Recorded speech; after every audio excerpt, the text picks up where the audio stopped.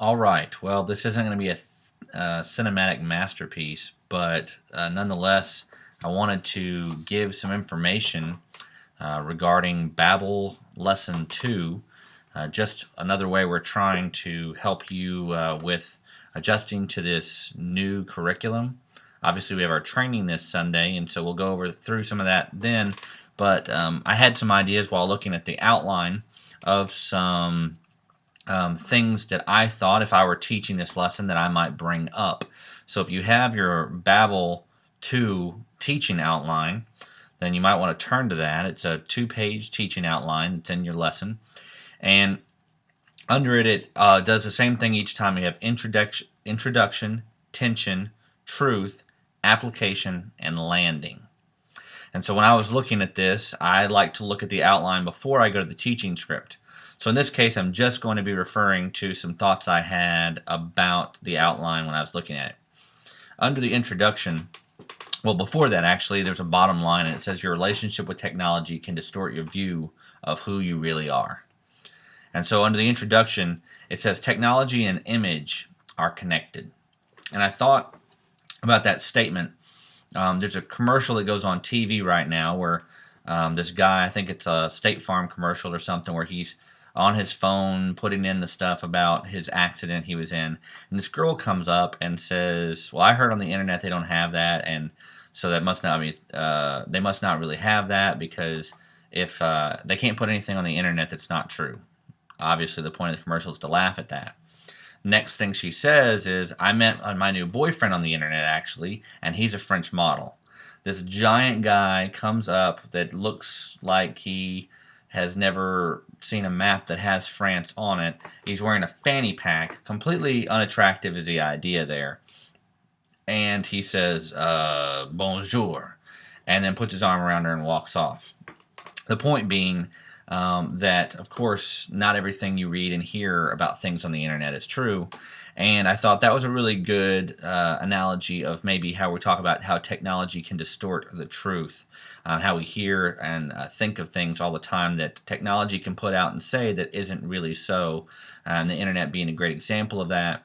Obviously, there are ways which we can make pictures and things make us look better or make our lives seem more interesting using Facebook. Just this week on Facebook, there was a report that Arian Foster had broken both of his legs. Of course, not the case. And just different things like that.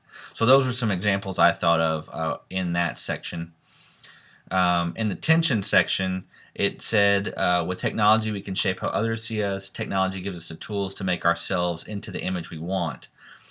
I put in there just a little note for myself, but it can also distort who we are, and it can change us. And I posted an article on Facebook that was all about how the use of technology actually can change how we behave and act and think and are able to do things in life. And honestly, for a lot of us, that cell phone or whatever it is we have in our hand becomes a crutch to not have to deal with the difficult things going on. Moving down on the truth section, I saw a section where it says, because of technology, we can be whoever we think we ought to be and disregard what God has already said to be true of us. And I thought a question that I might ask there is, how do stars, movie stars, actors, actresses, sports fanatics, how do they reinvent themselves? A new haircut, new this or that, tweeting new things, all this stuff. They do so many things to reinvent themselves. And maybe the kids can think of particular actor or actress or person who has reinvented themselves, who was gone and came back. Maybe you can, and that'd be a good example. And then I put down, do you really ever like an actor or actress's character on TV and then find out that you really don't like the person that's playing that character?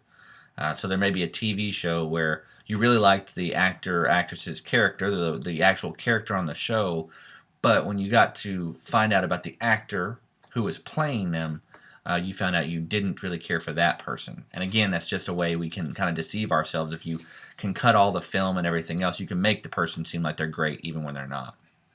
And then finally on the application, it says, with all the opportunities to create any kind of image we want, we have lost sight of the one image that is real. And I was thinking of how technology can do that. It's kind of like a funhouse mirror. The image of who you are is a reality that is there no matter what the piece of equipment on the wall says. But if you go to a funhouse mirror, it can make you look like you're incredibly skinny or like you're short and kind of pudgy. Those kind of things. Some officers have you put on the glasses to simulate being drunk and how the world completely looks different. You can't even walk around. And they do those things for for the MAD and all those programs at school to teach them about drunkenness and why they can't drive.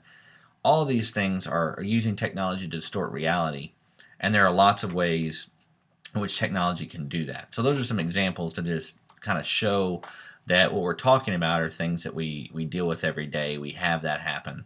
And for those of you who had your students last week go through the XP, actually taking a piece of technology out of their lives, we might see if that was difficult. And if it was, is that tied into who we really are, or maybe does it distort who we are? Does it change us? Does it mess with this image of God that we're created in? This whole lesson ties down into the Genesis 1 passage when we have male and female, both human genders, created in the image of God. And that's who we're called to really be.